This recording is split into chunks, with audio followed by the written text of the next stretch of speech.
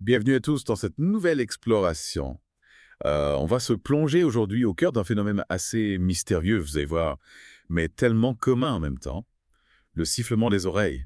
Hmm, On l'appelle aussi acouphène, mais vous savez, au-delà de la simple sensation physique, il pourrait y avoir une signification beaucoup plus profonde. oui, Un langage subtil que notre corps et l'univers utiliseraient pour communiquer avec nous.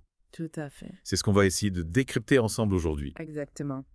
Avant de commencer, je vous invite à visiter le site cielcristalin.com. Oui, C'est une mine d'or d'informations sur l'ésotérisme, la divination et la spiritualité. absolument. Alors, pour bien comprendre ce concept d'acouphène spirituel, il faut déjà distinguer le phénomène physique du spirituel, n'est-ce pas? Ah, c'est essentiel, c'est essentiel. On a tous déjà ressenti ce sifflement après un concert un peu trop bruyant en sortant d'une boîte de nuit, Mhm.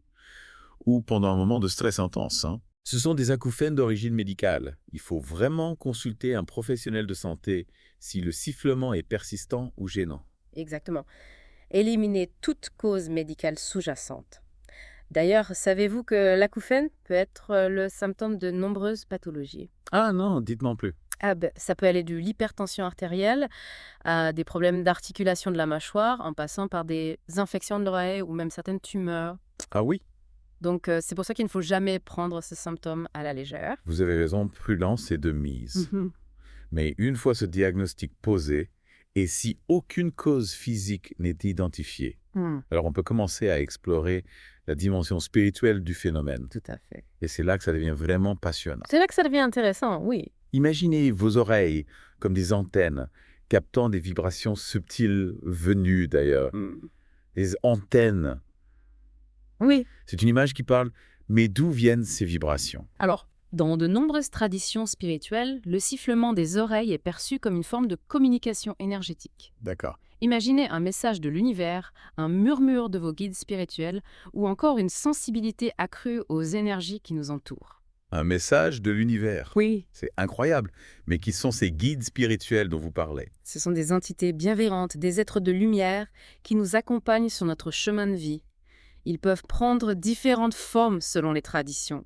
Des anges gardiens, des esprits animaux, des maîtres ascensionnés, etc. Oui. L'important, c'est qu'ils sont là pour nous guider, nous soutenir, nous aider à évoluer.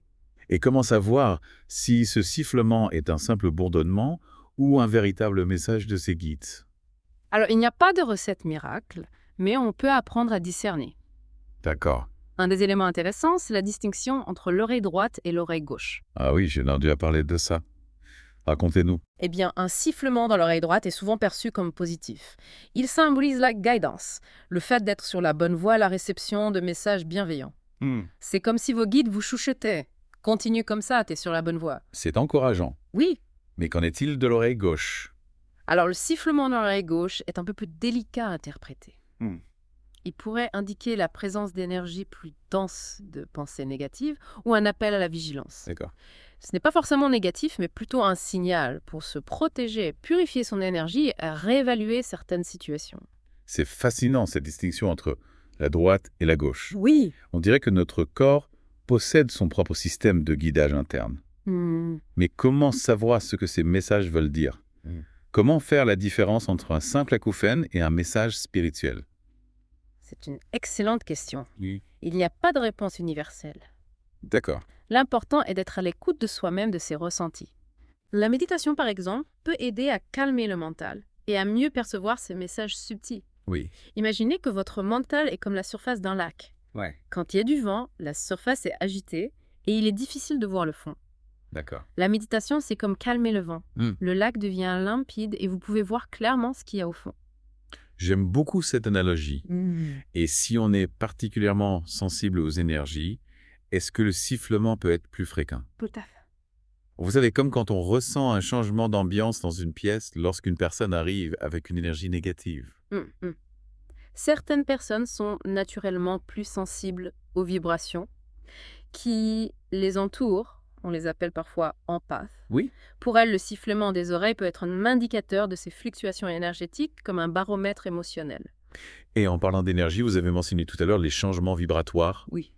Ce serait donc un signe de notre évolution spirituelle, une forme de perception extrasensorielle en quelque sorte. Oui, on pourrait le dire. D'accord. Le sifflement des oreilles peut être lié à ces changements vibratoires, ces transformations énergétiques qui accompagnent l'évolution spirituelle. En fait, tout dans l'univers est vibration de l'atome le plus petit à la galaxie la plus lointaine, Oui. et nous les êtres humains, on vibre aussi à une certaine fréquence. C'est incroyable. Mais alors, si on évolue spirituellement, notre fréquence change. Exactement. D'accord. Plus on évolue, plus notre fréquence vibratoire s'élève. Hmm.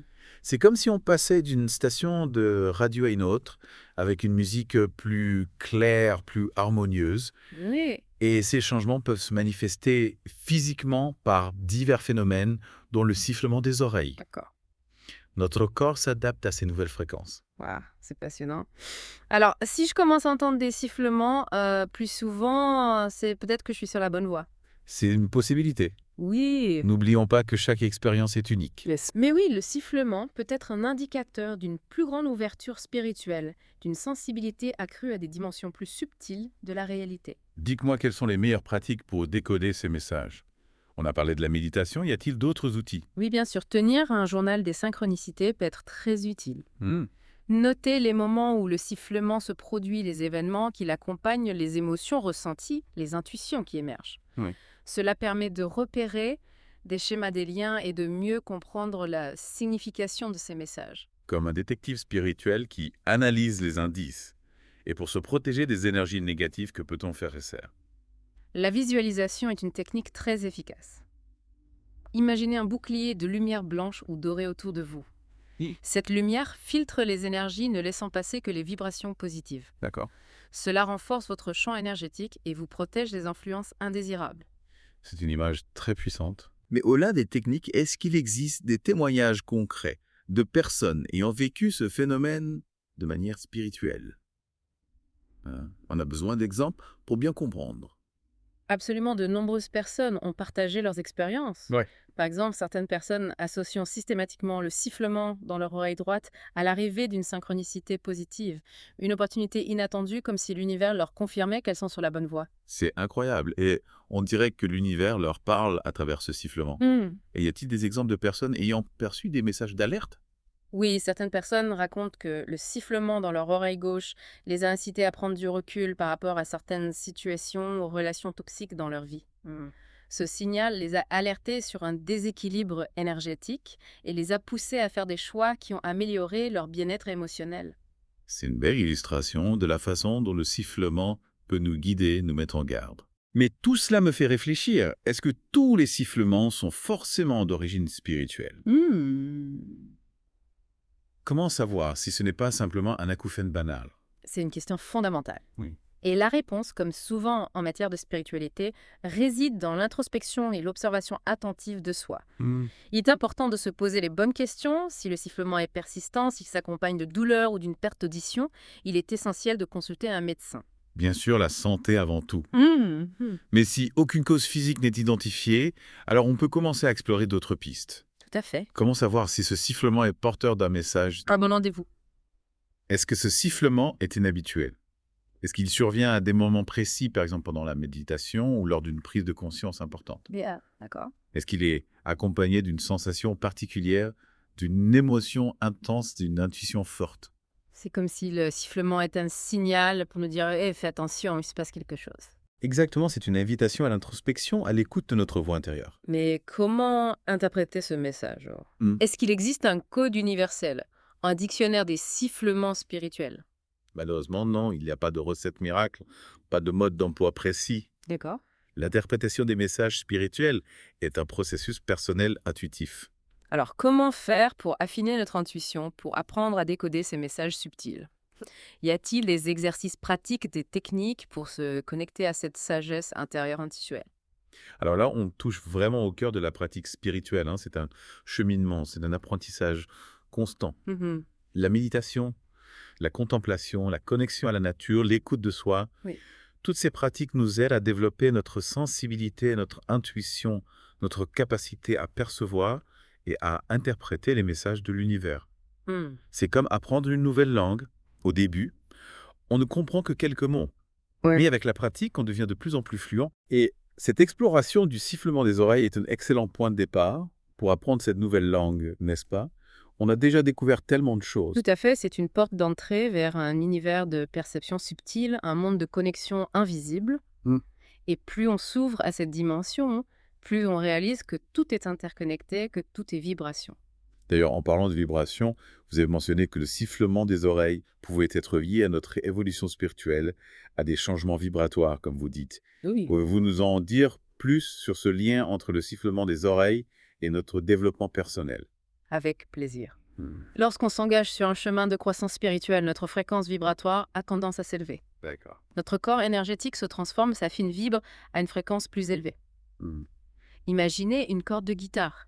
Quand on la pince, elle vibre et produit un son. Oui. Plus la tension sur la corde est élevée, plus la fréquence de vibration est élevée et plus le son est aigu. D'accord. C'est la même chose avec notre corps énergétique. Alors, si je comprends bien, plus on évolue spirituellement, plus notre énergie vibre à une fréquence élevée et plus on a de chances d'entendre ces sifflements. Oui, C'est comme si nos oreilles devenaient plus sensibles à ces fréquences subtiles. exactement. Ce n'est pas systématique, bien sûr, mais le sifflement peut être un indicateur de ces transformations énergétiques. D'accord. Et souvent, ces périodes de transformation s'accompagnent d'une sensibilité accrue aux énergies subtiles. On perçoit davantage les vibrations qui nous entourent, on est plus réceptif aux messages de l'univers. Oui. Et cela peut se traduire par une intensification du sifflement des oreilles. Fascinant.